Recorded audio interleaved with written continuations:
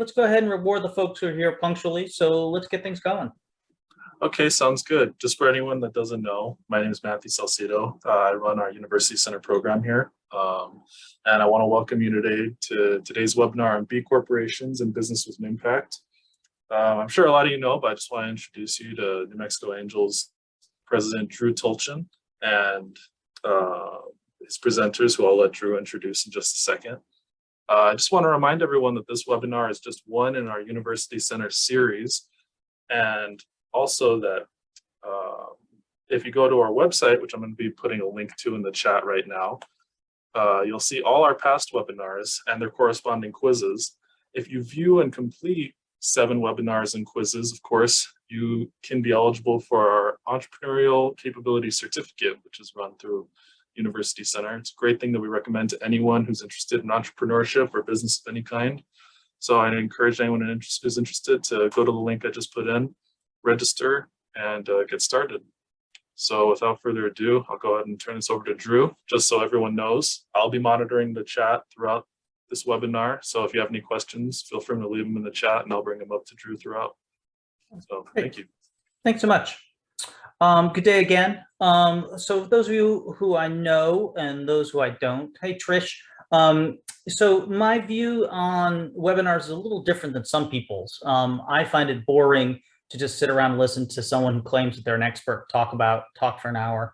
So I seek a little bit more interaction on the webinar. People are welcome to unvideo if you'd like to, but if you're multitasking or this is your lunch hour or whatever, you don't have to. But we will be doing, hey Elsie Mayo, how great to have you here. But we will be doing some chatting because I think there's a lot of knowledge in the veritable room, and so to have people exchange. So if you could be willing to type stuff in, you're happy to be a lurker, it's your time. And then the other thing is there's no reason for us to go over. So this is your time. I'm interested in your topics, and I'm also interested in keeping your day sane.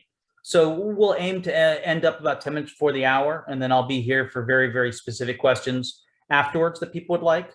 I have a couple people to invite, and they will be an active part of the day. I've got Wellington Spektic, who will be happening. He'll be sharing some information from UNM Anderson School, and Trish Lopez as a case study, if you will. They'll be coming on probably around at the half-hour mark, okay? So a couple things to get us going. If you could share your name and some sort of affiliation. I know a lot of us have multiple hats that we're wearing. Some of us have a side hustle from our day jobs, and that might be why we're here. But give us your name and whatever entity or entities you would like to be affiliated with. Then that way people can know who else is here, and it gives you a sense of what people are doing. Okay, so that's number one. And then the second thing I ask is if people could give me a sense of where they feel they're at the B Corp social business journey. 0 would be, I barely know what the terms are, and I just trying to figure it out.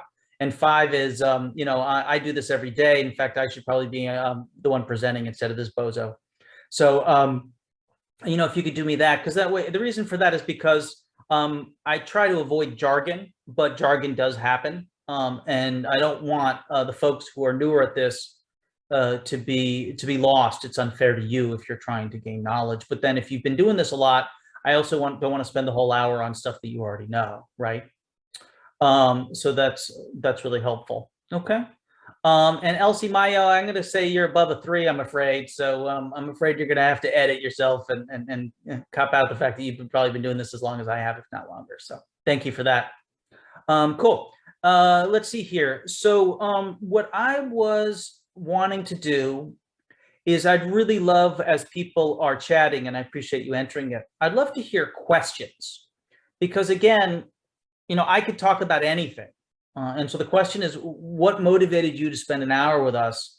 What's something that you'd like us to either conversate about, or that you'd like me or another expert in here in the room to really share about? So I know it's putting people on the spot. If someone wants to unmute and share, or if you have a specific question you want to type into the chat, and then Matthew will help me to make sure.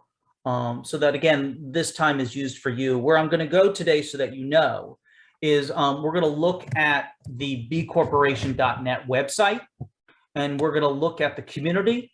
We're going to look at their materials that are already there. And then what we're going to do is we're going to look at the assessments. And the reason why I thought the assessments might be interesting is that really gets into what is a B Corp and why is a B Corp. And so that's where I thought it would be more fun for us to be looking at that rather than just getting a bunch of slides. And then I also have something from Pioneers Press, which is a UK-based organization, now that B Corps are international. And then I also have the Upspring website, our consulting firm. We were New Mexico's first B Corp back in 2008. And so show you what's on it and show you what we do to contextualize what a B Corp is and why it may be different from another corporation. Okay. Elsie's got a great question. Why would a founder opt for B Corp status instead of the legal registration as a benefit corporation? Great one. Cool. How to roll in B Corp elements requirements in a product or service. Thank you, Susan. That's a great one. Let's see if we got other questions here. Okay. Eric's certainly knowledgeable for sure. So good. So please feel free to add other questions, other comments as we go along. Okay. I'm curious about how we can develop our scene to attract more investment. Yeah, that's a good one. Thank you, Eric. Cool. So let's see here. I am going to, can you give me the baton here, Matthew? Are you looking to share your screen? Yes, please. So it looks like I got that. Right, all right, let's see here. I'm going to claim old man status here. So hang on, you kids. Just a cotton picking second there. Okay, sharing there. So you should be seeing the B Corp website. Thumbs up if I am. Okay. Cool. So some of you have been here before, bcorporation.net, right? B Corporation, again, these is for a certification process. So let's do a little definitions at the beginning, right? So we've got benefit corporations, which is a legal status. And then you have certification, which is something you have to undergo regardless of your legal status. And benefit corporations have an advantage for being certified, but they're not automatically certified. In fact, a requirement is that they do get some sort of verification of their social responsibility or their business for good status. And there's a couple of means by which those comply. So show of hands here, either with the golden hand on the Zoom or just by physically with your hand. How many people have bought an organic food product before? Great. So most of us have at least done that or thought we've done that. How about fair trade? Any done a fair trade? Okay. How about if we do forest products, or we've been to buy some lumber? Have you ever looked at if there's a certification or a certified element of your lumber? Probably a fewer of us, because most of us aren't doing that on a daily basis. Some of us have done a home project, or we've been to Home Depot, or we've worked with a contractor and that's come up. So these are all certifications. If you actually look at a organic food product, I usually look at yogurt. I should have had one. One's too far out of reach right now, so I can't show it to you. But if you look on it, there is a little world. And so they have been certified organic. And the reason why they needed to do that is because there were so many food products coming out that said, oh, we're good for the world. We're a good food product. And then you actually look at what's in there, and guess what's in there? Stuff that you and I might not think is so good, right? We still got some corn syrup in there. We got stuff that was bought or sourced from places. Their labor maybe isn't the best. So you have a certification process. And fair trade is another one that's specifically focused on labor. There are also other labor certifications. And then the timber ones that I mentioned, there are actually a number of different ones that are very close together. And that marketplace is specialized, but a little crowded and a little challenging. Cotton is another thing where there's different types of certifications. So first, are we talking about a benefit corporation, the legal entity, or are we talking about a certification? That's the first thing to have a discrepancy. Here, these are folks who have been certified as B Corps. I think it said 5,092, and this is all around the world. So companies are going through a process to verify their level of good and how and what they're doing. And there's a fee for that, right? We pay a fee depending on the age and the revenues of your organization. Small organizations, it's less expensive, et cetera. Okay. Matthew, I'm going to check in and just look at the chat. You got anything new that make sure we know about? No, just pretty much the ones that you read earlier. Okay. Do you want to share people about the recording and give people a heads up about that? I sure will. So at that link that I sent earlier, you'll also find all our videos from the past. This one will be posted in a day or two once it's all edited out and everything. And then you'll be able to view it at your leisure, show it to anyone that you wish to. Great. Cool. Cool. And then if people want to add links to some of the things they're sharing, so Trish, seniors, maybe people know you, but if you want to add a link and people can click on that as that we're looking at that. And then, Wellington, I think it'd be really good for you to share UNM Anderson stuff in the world you're involved with, for some links there. And then Eric, you're always involved in community-based stuff, so we should get a link or two from there. And Elsie, I know you're nationally looking at stuff, so be sure things, because I think these are resources beyond, and again, the expertise is in the room. Cool. So I am talking specifically about the certification, right? And I do like B Corp. I've known those folks since 2005, probably. So they've been at it a while now. And they're an organization as well. They raised money. They had to do a revenue-based model. They're a private entity. And the three co-leaders have all now moved on to other things in their lives. And so the organization is developing. And I think it's a really good model, right? To not have founder syndrome, not have the people who started this stick with it for forever. The organization has evolved, gotten better, I think, and is doing a lot better. And so I thought it would be fun to look at the website and then look at scores. Does that sound good? And then again, I'm going to update my number. You can see on this website, the 5,371 is the number of companies that have been certified, again, nationwide. Okay.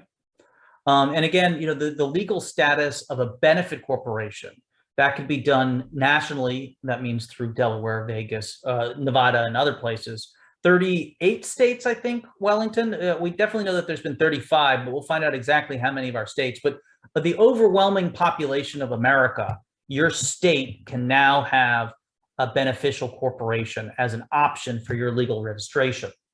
And I think it just shows, because this is not a controversial thing anymore, right? This is a usual part of a way to do business for Americans. Other countries may be a little bit more progressive and advanced in how they engage, the corporations engage with their communities. Europe stereotypically comes to mind, particularly Northern Europe, right? Germany, Netherlands, Scandinavia as being well integrated. The companies are well integrated community. But I think America, you can very easily have a company that is setting out to have a business for good, or some other economic value to it, and not just a profit maximization. All right. I'm just switching to the chat to see if there's stuff I should be speaking to.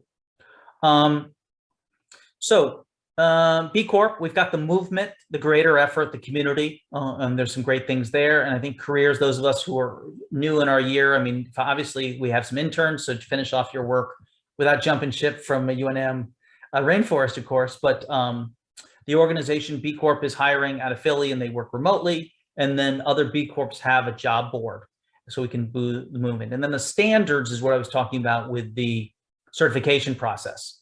And then there's various programs, there's activities. Colorado has a center on B Corp, so we can get some training in this time zone. And then they also have a very good viewing, kind of a yellow pages, if you will, where you can search by any number of topics for the 371. So here you go. This one says 529, but the beginning of the website said 5,300. So the assessment thing, I think, is worthwhile because they have what's called a rapid assessment, right? You can see start your assessment here. And a rapid assessment is a really good way to see in less than an hour your metrics and the questions that they ask, again, for certification for your company. And the literature suggests that these questions are good because there'll be an element to your company or your entity that you haven't thought about. So for example, I might be very focused on the community, but then there's questions about my electricity usage or my office space. And I might not have been focused on that or gotten to that yet because I was so focused on what my mission is. But they're looking at a comprehensive way. So in an hour you can do, or if you're a consultant here, some of us are consultants here, might do it on behalf of a community group or company in order to see how that company is doing and to give them a baseline or a litmus. And then you can compare, because a lot of times people are feeling ambiguous about the qualities that go into being certified. Is it better to be an employee-owned company or to treat your employees right, or is it better to be carbon neutral? Well, you want both, and maybe it's easier for you to do one or the other, and they have various points. You can compare yourself, and then you can look at mechanisms for improving. It gives you a scale. If I donate less than 1% of my revenues to charities or nonprofits or community good, that gives me a certain point. And if I get above 1%, then I get more points. So it gives you a way to improve your impact and change what you're doing. All right. So that's why I think this is important. And I'm very happy for you, while we're talking, to set up your own account or to multitask here. My point is to show you these things so you can use them.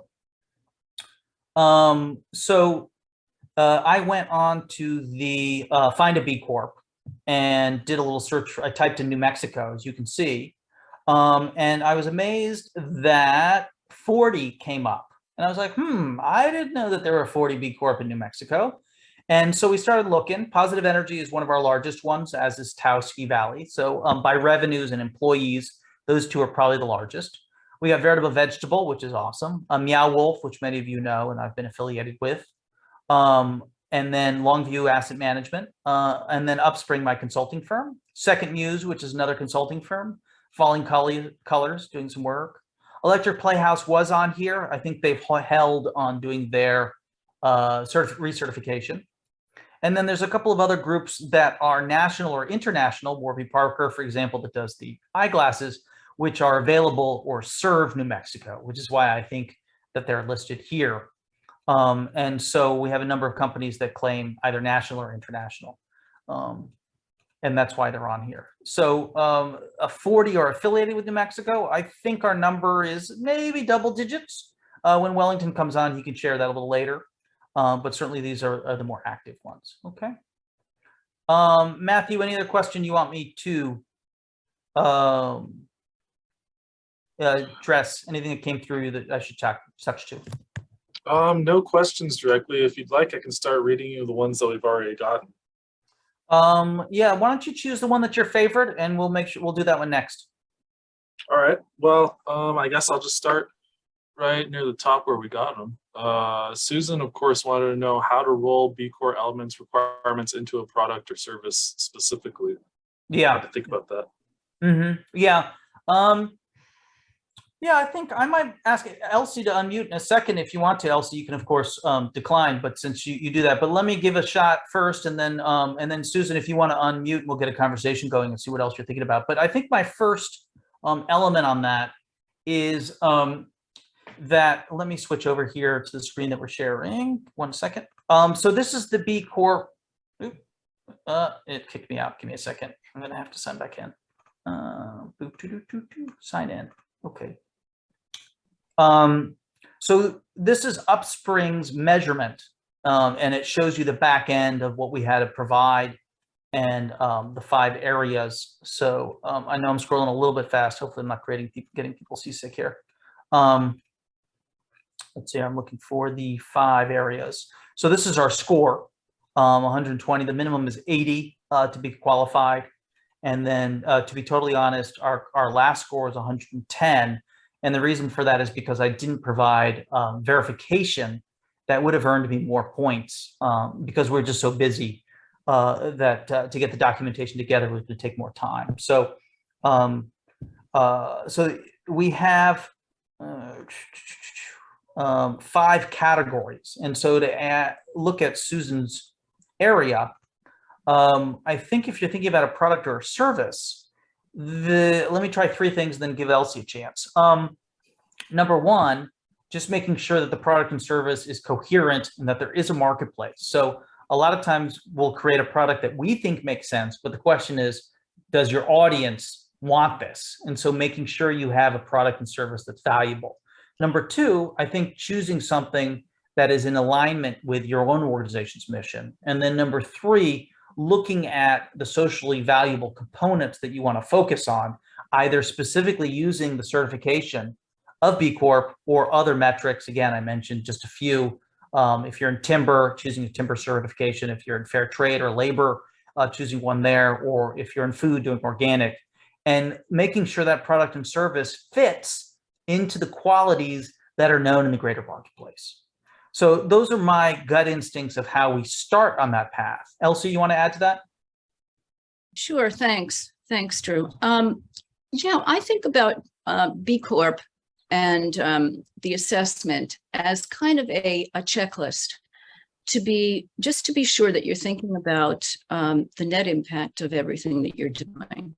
As Drew said earlier, you might have a product in mind that is wanted and needed out there, and you're so excited about getting it out there that you might forget the energy implications of it, for example. So I think about B Corp and the assessment as a useful checklist to make sure that you're aware of the impacts of what you're planning.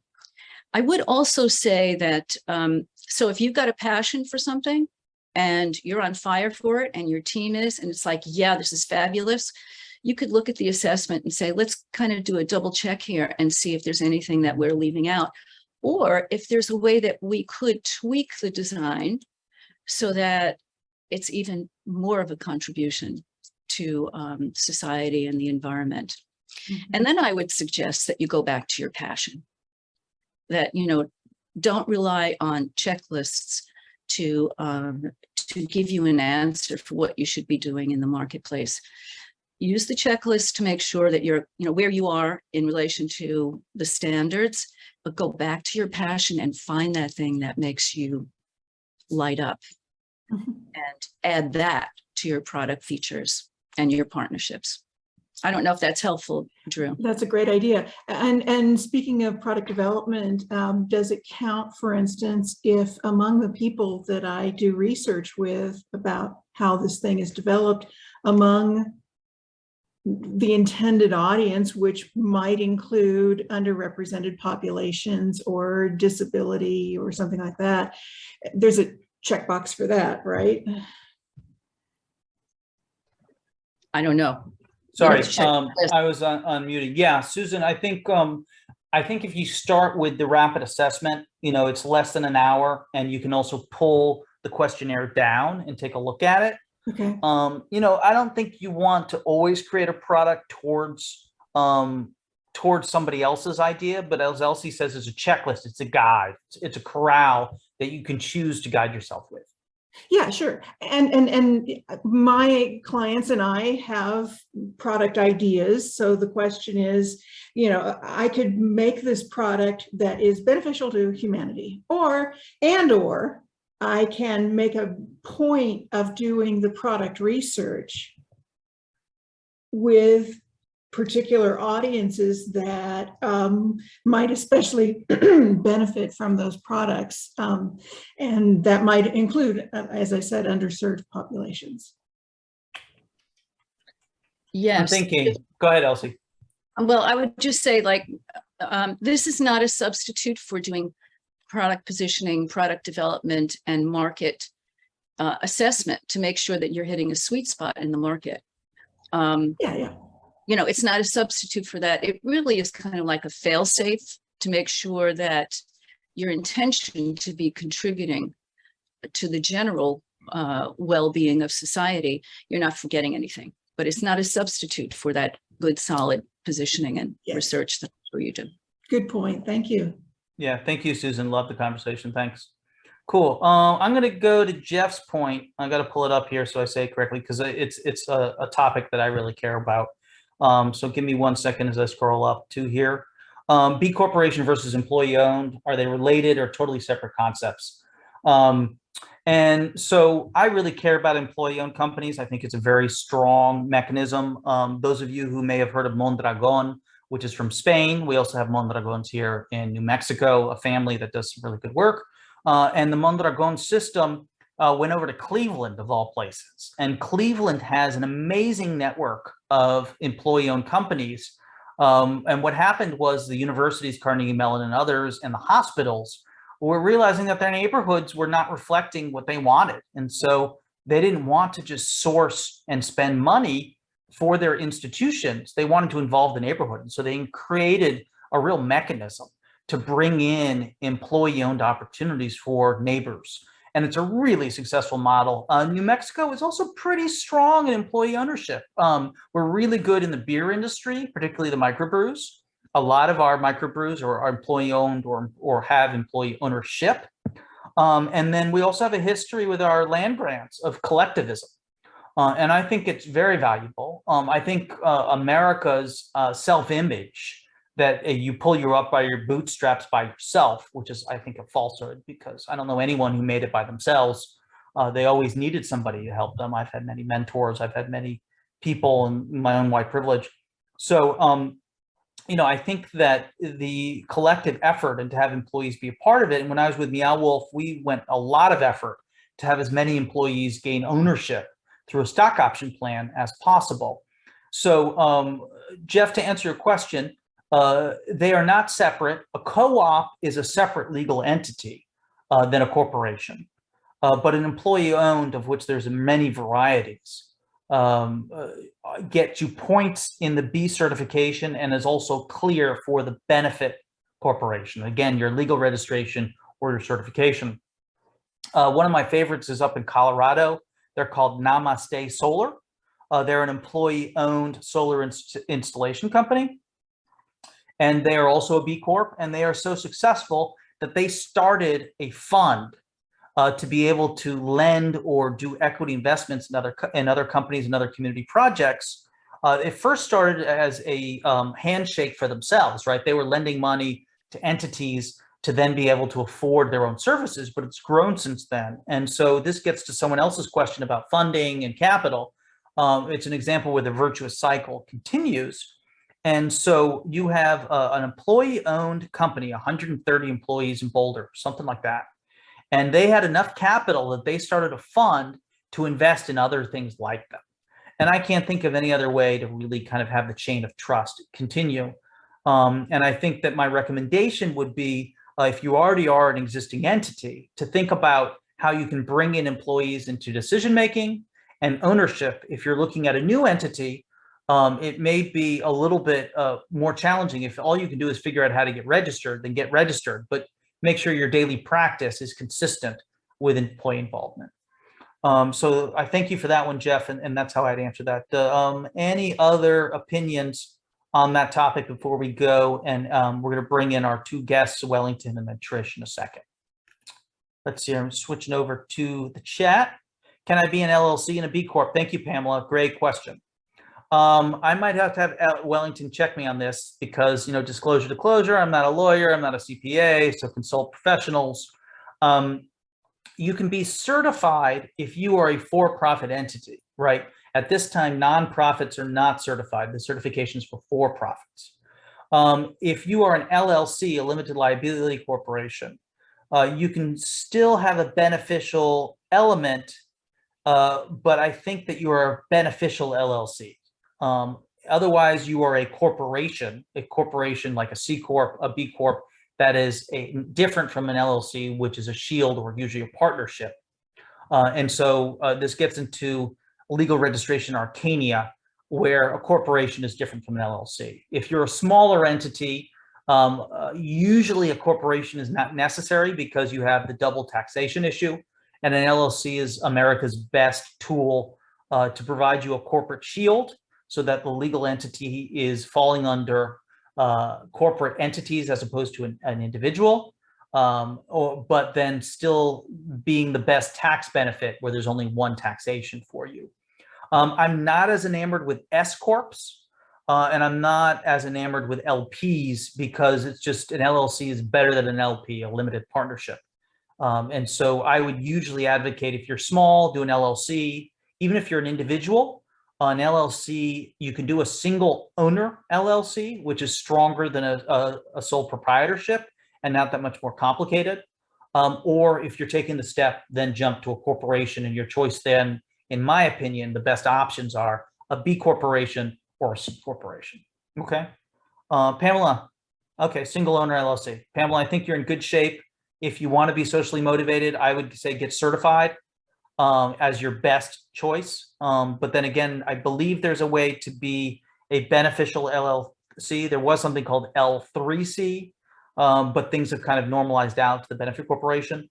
So that would be kind of my path and recommendation. Okay. Do you want to come on mute and give anything else, or does that satisfy? That's pretty much it. But I am a passion-driven project at this point. I seem to be getting some of my income from state monies. So it's media literacy, like media education. So it's not really a pop, and there's so many different versions of media literacy that there's a lot of confusion out there. So, but yeah, so at this point I'm an LLC and I don't have any employees. Everybody who works under me or with me is a contractor. Yeah, 1099. Yeah, and Pamela, I think that's logical as long as you're treating them with respect and that they are appropriately compensated and that you have paperwork. I think that's fine. That's what we do with Upspring. It's always been a network of consultants. And so we pass on as much of the revenue from an engagement as possible to them. It allows them to do what they want. When you think about a mission-driven business or effort, commercial effort, Pamela, do we want to do a nonprofit or a for-profit? Well, maybe it's worth doing a for-profit and having a small loss because the American tax system does have some mechanisms for you to earn money, but still have enough expenses against that you don't actually incur tax liability, right? When I was married, for example, having the business operate at a loss was actually a benefit because from an American tax perspective, we could then take a loss and put that towards our family income. Or maybe you've got lumpy income. Your revenue goes up and down depending on the year. And so maybe one year you actually, as a strategy, want to have a loss, not because your business is bad, you're doing great business, but because you're choosing to grow or you're buying something, or the next year, your big revenue comes in the next year. So that's one option. If we're doing something mission driven and we want to have a nonprofit so that there's the tax benefit or we can try to get grants, that's an option. You can either have two legal entities. You can have a partner or fiscal sponsorship with the nonprofits. And so I find that we should focus on what we're trying to do and the goals and the achievements, and then use the legal entities to the American advantage as a consistent mechanism of what you're doing. Sometimes I find people come to me and they say, should I be a nonprofit or for-profit? I'm like, I hate to be rabbinical, but I'm Jewish, right? So, well, I have to answer a question with a question. It depends. What do you think you should do? And I think it's going to be dependent. And I think it depends on you being consistent with your media efforts and your mission. So thank you for the work you're doing. Cool. I'm going to go to Wellington first and then Trish. Wellington, I'm going to stop sharing and give you a moment of glory here. Let's see if we do this correctly. Okay. And then keep up with the questions, folks. And I'll get back to the questions after Wellington and then Trish. Okay, go ahead, Wellington.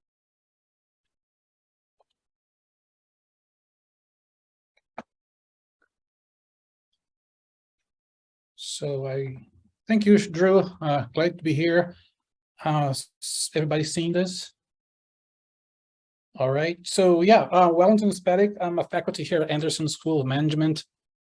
And I'm here just to let you know that we have a course now, a formal course on B Corp clinics or business for good clinics. So this course is designed to help companies to start their journey towards certification. Even if they decide not to certify, at least they learn enough to check to see where they are in terms of impact. So it combines teams of students with companies. We had 2 companies last year as our first pilot, and 2 local companies built with robots and Terravera. And we had 8 students, 4 for each company during the semester. So this semester, we are almost set with our 2 clients, but if you're interested or know someone that interested a company to start this journey or learn more about how to become certified, let me know. We can always see if we can grow this clinic to have more companies or just set up something for next semesters. next, I want to just give you a summary of what we intend with these clinics. So as I said, it's a full course now. It's a graduate course, but undergrads and students from other schools and universities can take. Actually, this semester we already have 4 students from the School of Law. We have MBA students. We have 1 undergraduate student. We have a student from New Mexico State, 1 from New Mexico Tech. So it's an interdisciplinary group, and the companies benefit from that help. We go over the 5 areas of the B impact assessment. The company decides an area where they want to focus during the semester, and the students work with them there. Students learn the consulting part of it. The clinics get the benefit of the initial help, like the kick on the behind to get started with it, even if they decide not to certify later. So we have, besides our instructors, we have a connection with our local B Corps, all those that Drew mentioned. So they are sort of advisors for us. Let's say you're in doubt about something, we can check with Tallahassee Valley or Falling Color, say, hey, how did you do when you had to report on this part of the measurement? So we can always check with them. They're a part of our board, our network of help. I'm also part of the B Academics, which is a group of academics in the US that do research and events and teaching about B Corp. So that's another resource I can always tap into. And I put in the chat more information. It's now our webpage about, if you're a student or if you're a company who wants to start the journey. But also, if you have your phone, go ahead and take a picture here. If you want to learn more or even apply as a company for this semester, or if not, next year. So yeah, thanks, Drew, for this opportunity. Feel free to connect me if you're interested in this at some point. I can clarify anything around the B Corp certification part. Just like Drew said, on the legal part, the benefit corporation status part, that's not my strong suit, but I can connect you with the ones that are familiar with that in New Mexico. Great. Thank Wellington, you. Can you add your email here to the chat for us as well as the website? I think that'll be helpful. Any questions? Anyone extroverted want to come off mute, or anyone want to type in a question for Wellington based on what you just heard? Cool. Thank you for that, Wellington. We had Build with Robots help out, and I'm affiliated with them, so I always like to disclose these things. And I think it was very helpful to a company that wanted to do community good, but didn't know how to be recognized for it. And so I think we'll get to see the benefits of what they're doing. There's also another certification called 1% for the Planet, and another one, 1% for Good. Each of these are certifications that people can choose for their entity. Specifically, someone like Pamela, who's got an LLC already. These are things that you can add on. One of them, I don't think there's a cost. 1% for Good, 1% for the Planet, there is a requirement or in kind. Wellington, we did have a question. How long is the certification process? Do you want to run through the semester? I saw 16 weeks on that slide. And then Trish, you're up next. Yeah, so the course is just like a regular course for the students from August to December.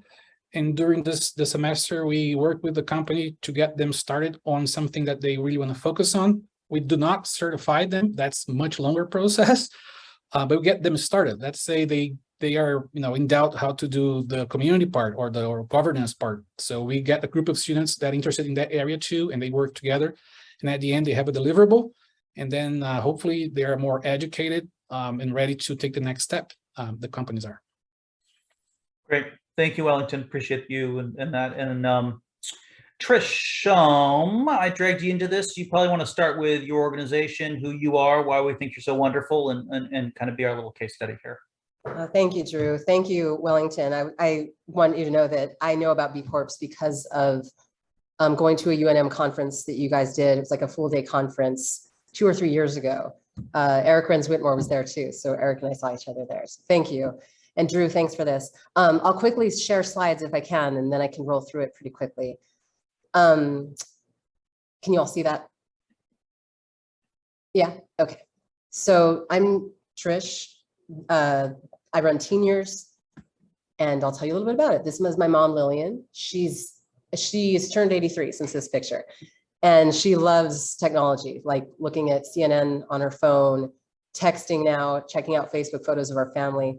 She also hates technology. Several times a month when her kids would get the phone call, Gmail would lose her password, Microsoft would lose her documents, and we couldn't always be there to help, me and my brothers. And I don't think we were that great of helpers once we were there. Turns out we're not alone. As many of you probably know, our world is aging pretty rapidly, and that's not just in the US. By 2030, 8 years away, more than 30% of New Mexicans will be over the age of 60. And so for these people and those of us who love them, we created teen years. Teen years are tech-savvy teens and young adults who help older adults learn technology through one-on-one coaching. So whether that's a smartphone, a tablet, a computer, a smart TV, or smart devices at home, our goal is really to empower older adults to connect with their loved ones, engage with their community and the world through technology, while providing paid, meaningful jobs for teens and young adults in New Mexico. So all the teens and 20-somethings, no matter their age, start at $15 an hour. Pre-COVID, we were 100% in-person coaching. And then you can imagine how fun it was when we were like, everyone, if you want to try Zoom, because even the teens and the 20s, even the teen years, nobody was doing video conferencing. Very few companies were doing bi-coastal video conferencing and things, there was a few, but most of us weren't. So everyone was learning. And so we offered a bunch of free sessions. We started helping people across the country. And very quickly, when the restrictions were lifted, everybody definitely wanted to get back to in-person coaching. So we're all about the one-on-one as much as possible, but we still offer virtual. We do free events at the senior centers in central New Mexico every month for people who can't afford to pay, including now Deming in Las Vegas, New Mexico. And I'll just quickly, here's how it works. The clients, whomever that is, the senior center, the senior living community, your mom or grandparent, they contact us, we contact our teen years, and then we set it up. And you always get a human when you call. You get a personalized email saying, okay, here's how you can best prepare for your coaching session. We do an evaluation and try to collect data on how we're doing from everyone we work with, send our invoice, etc. So this is me. For 13 years before starting teen years, I worked in the film industry, and originally native New Mexican. I'm from Belen originally. And when I moved back to New Mexico as a new mom, I wanted to do something that was more beneficial to our community. Not that the film industry isn't, but specifically targeting so many people who, we're one of the poorest states, and it's something that rarely gets talked about. We're one of the poorest states in the country. Continuously, in so many ways, we need to help people who are at the bottom, I think. I keep meaning to update this. This is like a quick picture of our 2022 team, but it's missing like 6 pictures because I keep having to rearrange. They're brilliant, they're diverse, they come from all backgrounds, public schools, private schools, homeschooling, charter schools, all over different parts, different neighborhoods. And I think what's so cool about teen years is I think many of them come in just being like, yeah, I think I have the patience and the kindness to help older adults in this way, but they have no idea the self-confidence boost it's going to provide to them in so many ways. They come in being marginalized and sort of the way older adults are, because we live in an ageist society, kind of like your opinion matters sometimes. They go from being underestimated that way to being the most valued person in the room. They're respected for their knowledge, they're appreciated for their help. And we have tons of examples of that appreciation that are often these like tearful confessions from the older adults, even sometimes from the kids and their parents about how meaningful this work is for them. So I'm going to skip through these. I usually talk about success, and I love this slide because I feel like in our society, no one talks about the hard. They're always talking about the wins. And I'm very big on like, let's talk about the hard and the truth of what it takes to get to these places, which is just not something we talk about often in America. So I'm always like, you can ask me any questions you want about the hard.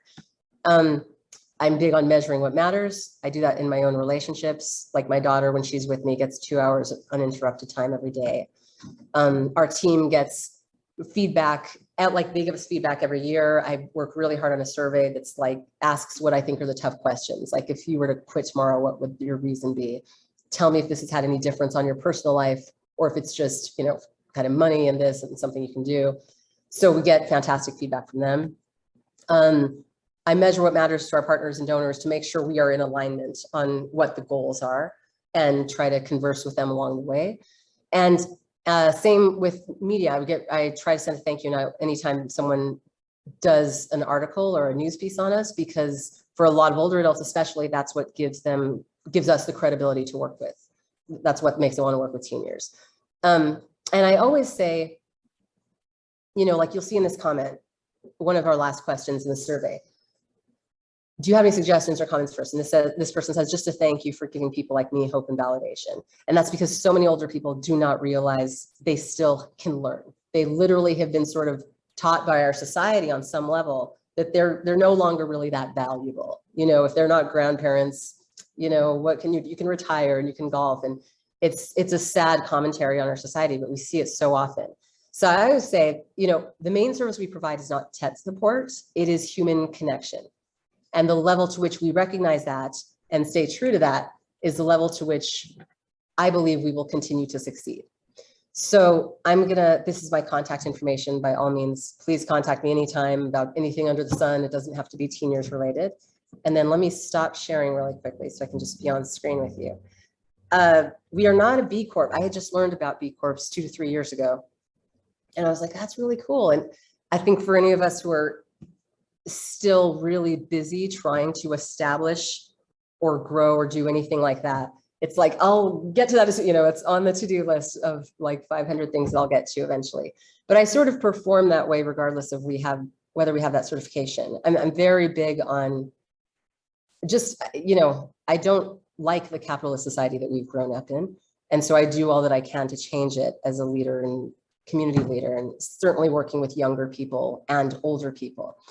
So I don't know if I provided the information you guys need, but ask anything you want. Excellent. Thanks, Trish. That's awesome. And when you did provide your information in the in the chat, but maybe do it again so that people can get it right there. And we've got a couple of other announcements. Thanks, Trish. So the reason why I wanted to bring Trish on is to share what a social business and a socially motivated business looks like, so people can contextualize and see some choices she made towards this. And I'm very supportive of it. We've got 2 announcements, and then I'm going to close with Fallon's question about what are the benefits of a B Corp. And so let's see here. We've got, let's have John Mertz share for a bit, and then I've got Gabriella from SPD, from the Business Center, okay? John, you want to come on mute and tell us about the great event you got coming up? Yeah, thanks, Drew. I'm not sure why my camera's not working, but we are hosting some community input sessions to understand what is needed to really strengthen our programs and resources for responsible entrepreneurs in the northern New Mexico area. Our second session is going to be in south side of Santa Fe at the public library. I posted the meetup group for this. We're working with UNM Anderson, the Santa Fe Hispanic Chamber, as well as Creative Santa Fe, and bringing a community together to gather that input. So we definitely hope you can join us for that. And then the other thing I'll just mention, so Santa Fe Innovates, we are a registered incorporated benefit corporation in the state of New Mexico. And we also work with responsible entrepreneurs and early stage ideas. And so in mid-October, we'll have our 5th cohort that will open up for entrepreneurs to join. So if you have an idea, but unsure of what to do next, we have a 5-week process that we take entrepreneurs through. And as part of that, we also learn some of the principles of being a benefit corporation or responsible entrepreneur as well. So if there's any questions, let me know. But Drew, really appreciate the opportunity to highlight these 2 things that are upcoming here, not only later this month, but also this fall. Great, John, awesome. And John's often too humble. He's doing amazing work in Santa Fe and beyond for social enterprises, social business, and so forth, in creating accelerators, one of the words I'm looking for, accelerators. John, why don't you give 30 seconds more on your efforts so I don't mangle it more. Sure, yeah. Our focus right now is really early stage entrepreneurs. So if you think you have a solution for a problem, we really help you determine whether you have that problem solution fit, or again, put a process in place where you iterate until you do have a validated idea. And then we usually end the 5-week program with a pitch event where we invite the community in to hear your pitches. And actually on Thursday, one of our top winners from our 2 cohorts ago, Be Wild Outside, Alex is going to be talking about her venture and where she's at this point as well. So if you're familiar with Kick-Ass Entrepreneurs in Santa Fe, come on Thursday in Santa Fe to hear her story as well. Great, awesome, thank you. Gabriella, over to you. You've got some great things coming up. Can you share about what's on the calendar, please? Sure. Hi, everyone. Thanks for all the info. And this is funny because it's kind of similar to what John was sharing in Santa Fe. We're trying to do a similar event here in Albuquerque at the end of August. I don't have the flyer finalized yet, but I'll send it to Drew's team, and then hopefully they can send it out to everyone that attended today. But again, earlier in July, we had a conversation kind of like this, like 101, learn about B Corps. It was located here at the Albuquerque Hispano Chamber of Commerce in Morelos in Albuquerque. And we had some B Corps that came and spoke. Wellington was there.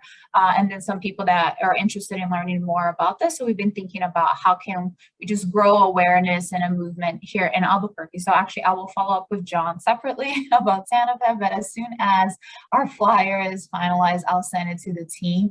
It's scheduled to be at the end of this month, August 31st. It'll be a morning and there will be lunch provided. Fantastic. Thank you, Gabriella, and thank you for the work your business center does. Also, make sure you send it to Matthew there as a UNM Rainforest contact. So that would be great. And then also, Eric, thank you for the announcement about the global entrepreneurship. For those of us in business or having a global reach, get in touch with Eric about potential to participate in that, or if you have interest in there. Okay. Cool. So we're close to time. Let me end with Fallon, if I'm saying your name right, your question, which we should have started with, but I think to finish with is really good, which is what are the benefits of B Corp, or the benefits of Benefit Corp, which I kind of like to ring to that one. I think the biggest thing is you have to make a choice for yourself. In our world, all of us who are on a call like this have too many things to do in our to-do list. There's always going to be more things to do. But to me, let's start with some of the functional stuff. If you're getting certified, then you get the certification, you can put on your stuff, you can verify. If you're doing a lot of great things, you can be recognized as a best for the world, as my consulting firm Upspring was for more than 6 years. And so you can get recognition, you can get marketing, you can get attention.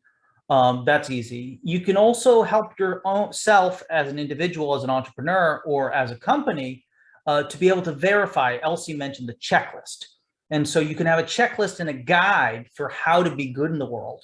And you don't have to kind of figure it out and invent it yourself, because there's 71 companies that have also done this on the certification side. On the legal side, I think it's because it's now, if not ubiquitous, the majority of America, more than 35 states, I think we're 38, if not 41, have done this. It's available federally. You can designate your company as not necessarily being a profit maximizer. You can still have profits, you can still be a corporation, you can still be taxed, but you can choose a legal entity that protects stakeholders and focuses on stakeholders. Certainly in our time of DEI, diversity, equity, and inclusion, this is a very valuable thing, particularly in a place like New Mexico, majority minority state, in a place that had many more colors of skin and cultures and backgrounds before the American government imposed its rule of law on this place, this land, and the people who came before it. So you have a way to safeguard and show what you're trying to do as a company. And it's not a requirement. Trish mentioned that she's dedicated to the work she's doing, and she didn't know about it when she started her company. And she can choose to switch over, or she can choose to be certified, but she doesn't have to. She's going to stick to what she knows because she's dedicated to it. So there's a lot of ways to go about doing this. We all want to grow. We want to see more be more. And I think my fundamental thing is I'm tired of the adage, thank goodness for Mississippi. And the reason for that is that we're always at the bottom of the rankings in places where people want to be at the top, right? Although I always add that having lived in DC, there's actually 51 on the ranking. So maybe we're 48th out of 51 instead of 49th to 50th. But there are places where New Mexico does some good things. And this is an area, social business, social responsibility for business, community mindedness for business, where we can be doing more. And we have some tools, and thanks to John Mertz, the Business Center with Gabriella and others, people are asking about it. And so our institutions, our ecosystem is providing a means. Wellington is now allowing companies, and the more people ask Wellington, the more he can show UNM Anderson, a business school, that this is valued, and the more we can expand and have more slots in his clinic. So thank you to all of you being a part of this. Thank you to Elsie and the others who chimed in, Pamela for being brave enough, and Susan for coming off Muse to hang. I'll stay on for a moment to answer specific questions, but go out in the world, do good things, check out Upspring, check out New Mexico Angels, and thank you for being part of a fun conversation today. Back to you, Matthew. I think, Matthew, you close things off before people log off, right? Yes, before everybody goes, I just want to remind everyone of. Oh, Matthew, I either muted you or somebody did. There we go. That was me, I think. I just put in the chat once again our link to our entrepreneurial capability certificate. It's great for anyone who's interested in learning more about entrepreneurship or any other sort of business activities otherwise. And I'm putting my email in the chat as well, in case anybody wants to get a hold of me. We have a lot of things we can offer here at Rainforest, so feel free to reach out.